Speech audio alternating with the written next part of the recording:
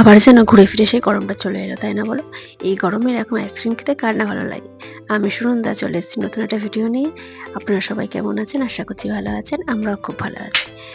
যখন 40 থেকে 42 ডিগ্রি গরম পড়েছিল, দিদিভাই এসে আমাদের বাড়িতে এই আইসক্রিমটা বানিয়েছিল, সেটাই তোমাদের সাথে শেয়ার করছি। ভিডিওটা অনেক দিনেই ওই যে বললাম না, এডিট করা হয় কিন্তু ভয়েস দেওয়া হয় না, তাই দেরি হয়ে যায় আমার সবকিছু পোস্ট করতে।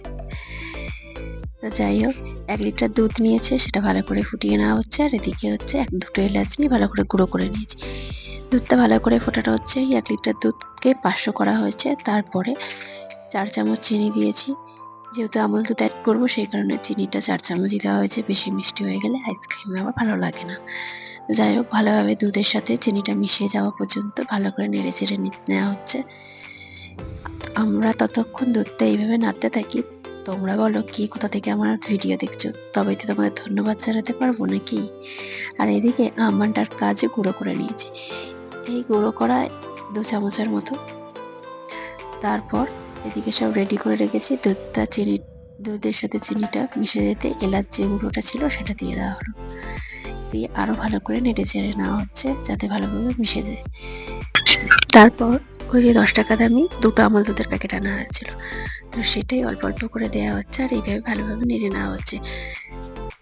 সাথে সাথে নাড়তে হবে, একটু দেরি হলে এই যে দানা দানা হয়ে যেতে পারে, তো সেটা ভালো লাগবে না।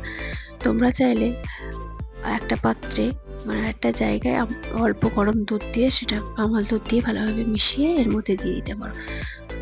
আমরা এইভাবেই করেছি, যেটা আমাদের ভালো সুবিধা মনে হয়েছে।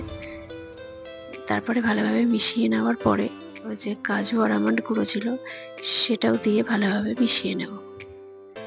দেখো যাতে দুধটা ভালোভাবে মিশে যায়, তো সেই জন্য দিদি বারবার এইভাবে নাড়িয়ে নাড়িয়ে নিচ্ছে। দুধটা ভালোভাবে মিশে যাওয়ার পর এই যে এদিকে কাজু আর আমন্ড গুঁড়ো করা ছিল, সেটা দিদি দিয়ে ভালো করে মিশিয়ে নিয়েছে। তোমরা চাইলে কাজু আর আমন্ড কুচি কুচি করে কেটে নিতেও পারো, যে যেরকম খেতে চাও। তো যাই হোক, আমাদের আইসক্রিম রেডি, মানে আইসক্রিম তৈরি প্রসেসটা রেডি হয়ে গেছে। এবার আমাদের আইসক্রিম মল্ট ছিল, তার মধ্যে দিদি অল্প অল্প করে সব দিয়ে ভালোভাবে ভর্তি করে নিচ্ছে। এটা আমরা সারা রাতের জন্য প্রিজার্ভ করে দেব। পরের দিন সকালে খুলে দেখব কিরকম কি জমার বাদে। যাই হোক, আমাদের ফ্রিজ থেকে বের করে পরের দিন সন্ধ্যাবেলা আমরা বের করেছিলাম, সকালে বের করিনি। তো এরকম অবস্থায় ছিল। দেখতে কত সুন্দর লাগছে না?